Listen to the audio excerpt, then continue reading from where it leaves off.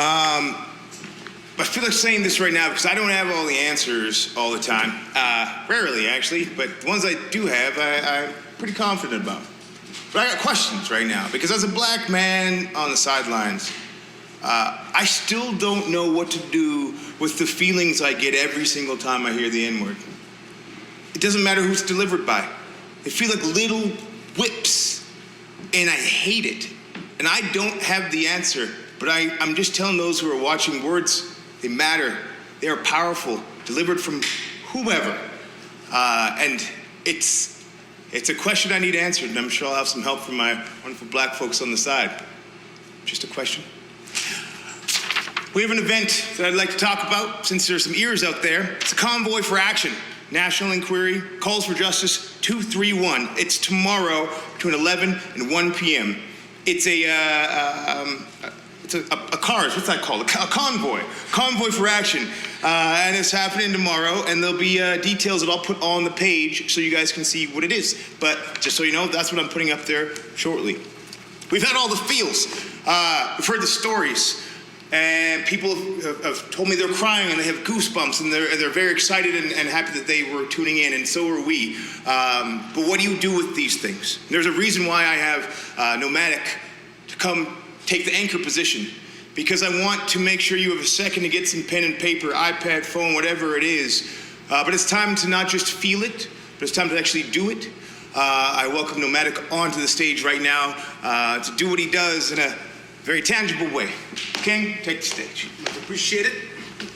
Assalamu alaikum wa rahmatullahi wa barakatuhu. Blessings and greetings, everybody. I just like to recognize that I am on Treaty 6 territory, and I'd also like to shout out my 4-year-old daughter, Layla. I love you. I know you're watching. Good job, and I'm proud of you. So we're here today, and it's unfortunate that we're talking about this. The fact that we even have to have a rally means that we have nobody on the inside that's doing the talking for us. Unfortunately, every single time one of these things happen, we rally, we make noise, and then it eventually dies down, and there's no actual change that happens. There's nothing tangible. Because in reality, what I've come to recognize as an immigrant, as an African, as a refugee, as a Muslim, is that true privilege and power is being at the table when you're making laws and policies. That's the true power. And you think that racism doesn't exist in Canada? I heard that recently. That's disgusting, right? In 1930, I could be wrong by a year or so, Dan Knott, who was elected mayor of Edmonton, was celebrated by the KKK by lighting up and burning a cross. Afterwards, he allowed them and gave them permission to burn several crosses at Northlands. And this is in Edmonton, Alberta. And on top of that, they were allowed to become a charter, meaning they were recognized as an entity here in Edmonton, Alberta. And you're trying to tell me that racism doesn't exist in Canada? You're telling me that racism doesn't exist in Canada when the former conservative government can create a line called the barbaric hotline practices, where I am a Muslim, and because I practice Muslim and I practice Islam, that they're gonna call on me and snitch on me because I'm being a Muslim, and this is what our government is facilitating? So no, racism is not dead, racism is not gone, racism is alive, man. Racism is here, and it is different than what it used to be before. Before it was like, hey, yo, N-word, come here, let me beat you up. It's not like that anymore for me. It's on the down low, it's hidden, it's subversive, it's coercive, it's very meant to make sure that I don't become part of something. It's meant to exclude, and this is real. And it's unfortunate, but I don't blame individuals in a system, because how can I? I'm part of a system. I have my own issues. No one is perfect. We all need to challenge our mentalities regularly, because if we don't check ourselves, there'll be nobody to check us for ourselves. And the truth is, we create little silos when we communicate these negativities in our own communities. Step out of your communities, y'all.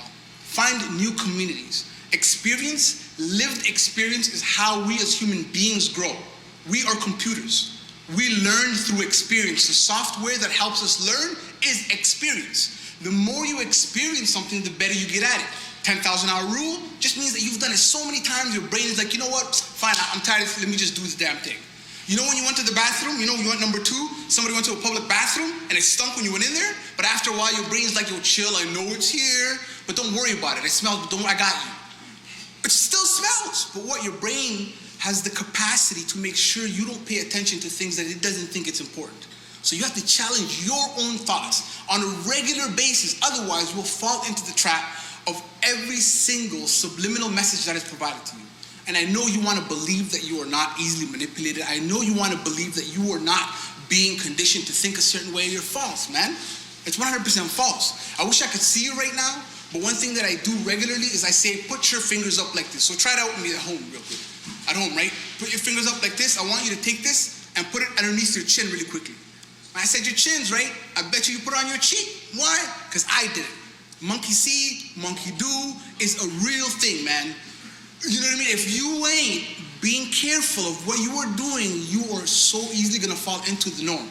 And what do I mean by the norm? I don't mean racism as in like, yo, N-word here. I mean as in, sorry, how did you learn to speak English so well? Oh no, we're looking for a literary artist, not a spoken word artist. Or maybe in Africa, you could be a bard. Here we have poet laureates and stuff like that. You go, what are you talking about, fam? I can be and do anything I want to do. And honestly, my father would say the best form of revenge is success. When they say you can't do it, you show up in your black attitude and you say, what up? We're at the table here? This is what we're gonna do today? Because the only way you're gonna make a difference is by being at the table. You know what they say? You're either at the table or you're on the menu. And too damn often we are on the menu being used to get grants, to facilitate things. This is a reality, man. This exists. You can't tell me that racism doesn't exist in Canada when folks comfortably fly the Confederate flag without even feeling guilty about it.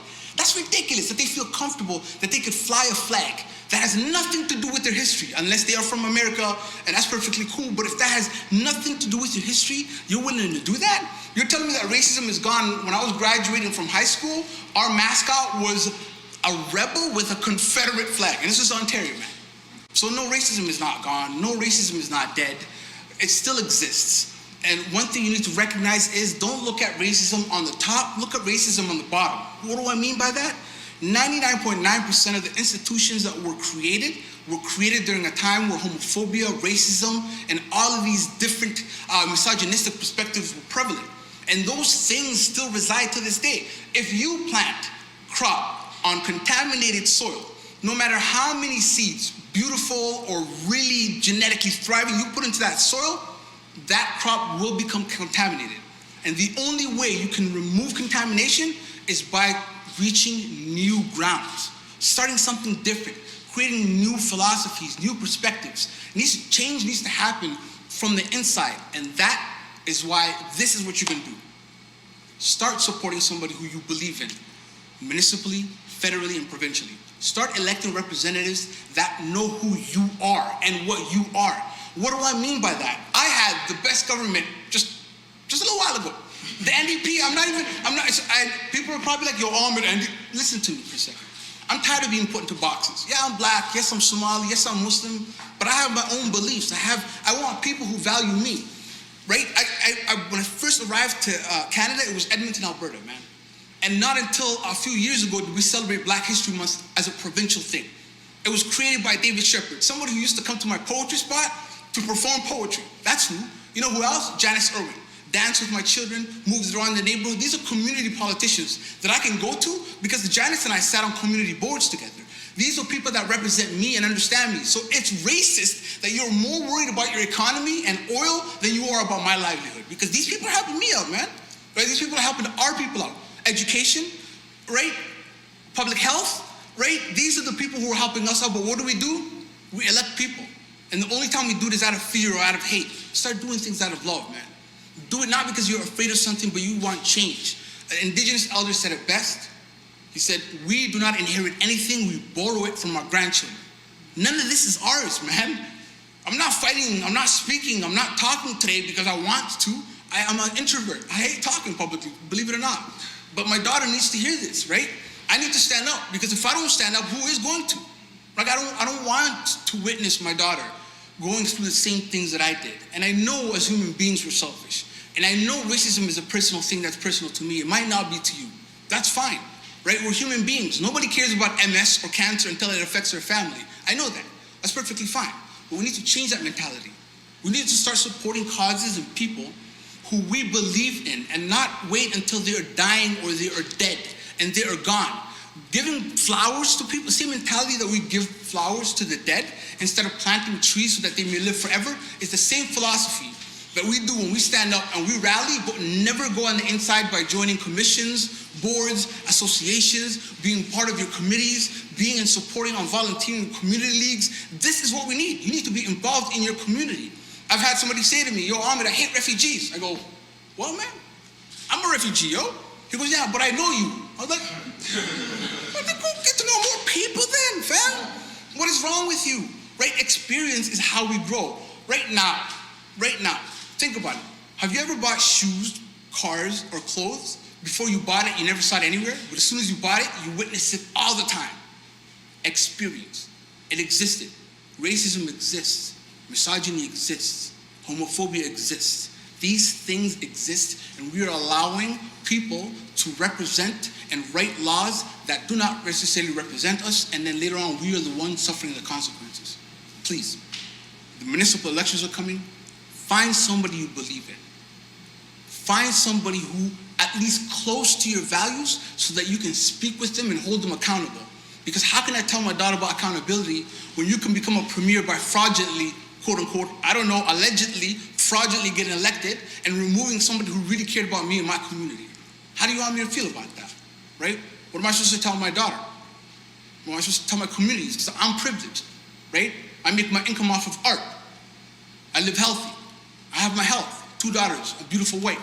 I'm good. But that doesn't mean that I can be comfortable. The only way we grow as human beings is when we're uncomfortable. Challenge yourself. Yeah, your parents, your family members might see something racist at the table and you can ignore it because that's how they grew up. But these same people are my bosses. These same people are my employers. These same people are the police officers that are pulling me over. These are the same people that put cops, that put guns on my face 6 times in my life. These are the same people. And the only thing I can do is talk about it because ain't nobody gonna be there to help me out. And it sucks feeling like if I die right now because of this, nobody's gonna care. Yeah, there might be a march. All I'm asking you to do is to be considerate and don't be selfish too much. It's okay to be selfish. It's okay to be scared. It's okay to be confused. It's okay to feel guilty. It's okay to feel these things. But what comes next? As my father would say, you can complain about something, but if you ain't changing it, then you ain't changing shit. So you need to step up and make a difference. That's why I, as an individual, join boards, community leagues, and different things, because I want to not only support, but I want to be present at the table so that my daughter gets a full-on course meal and the future gets a full course meal. Because I suffer, and my future generations don't have to. Regardless of where you come from, regardless of who you are, regardless of your identity, you should be able to live as who you are, what you are, when you are, why you are, and just be you. Don't be questioned for speaking so well. Don't be questioned for being different. Just be you. And remember that we are made of nothing more than matter, made of earth and time. And in a matter of time, this body of ours will go back to earth and won't matter. Because in a world where legacy is the only thing you can leave behind, it's not when you enter your grave, but when the last memory of you fades that you truly die. After all, there's a reason why God shaped this earth like a honeycomb, is so that we may never forget to just be. And that's what we're asking for, is to be. Thank you.